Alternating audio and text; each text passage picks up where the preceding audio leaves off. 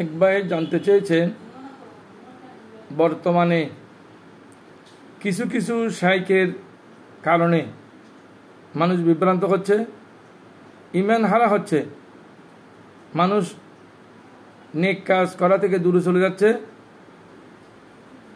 এদের ব্যাপারে ইসলামে কিছু আছে কিনা? দূরে কাছে থেকে আমাকে যারা দেখছেন ওই থেকে আমি অভিবাদন জানাই। আসসালামু আলাইকুম ওয়া রাহমাতুল্লাহি ওয়া বারাকাতুহু। হাদিস শরীফে এই ব্যাপারে অনেক কথা আছে।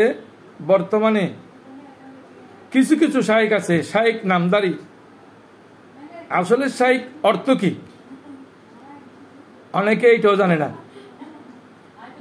বর্তমানে শাইখের অর্থ জানে না এমন অনেক শাইখ আছে, নামদারি শাইখ। কিতাবে আছে শাইখু আল মাহিরু ফিল ফন্নি, যে হাদিস শরীফে বিশুদ্ধ হাদিস জানে, হাদিস শরীফের মাহের, হাদিস বিশারদ, তাফসীর বিশারদ, ফিকা বিশারদ, ওদেরকে শাইখ বলা হয়। কিন্তু এখন কিছু কিছু শাইখ আছে, ওরা এমন মানুষের ঈমানকে হরণ করছে। যেমন দেখা যায় হাদিস শরীফে এসেছে, সায়াতি জামানুন আলা উম্মতি, আল্লাহ রসুল বলে গেছেন 1400 বছর আগে যে আমার উম্মতের মধ্যে এমন কতগুলো শাইখ নামক ভ্রান্ত মানুষ আসবে, শাইখ ছাড়া আরো অনেকে আসবে।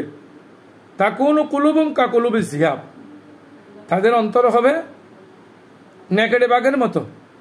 বা কালামুম কা কালামিল আম্বিয়া, ওরা যখন লাইফে আসবে, ওরা যখন মিডিয়ার মধ্যে আসবে, তখন তাদের কথা হবে একদম নবীগণের মতো। কি সুন্দর সুন্দর, যেমনি ভাষা প্রাঞ্জল তেমনি কথা সুন্দর।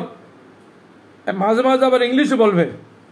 অফেলুম কাফেলিল ফারহাইনা, তাদের কাজ হলো ফেরাউনের কাজের মতো, নমরুদের কাজের মতো।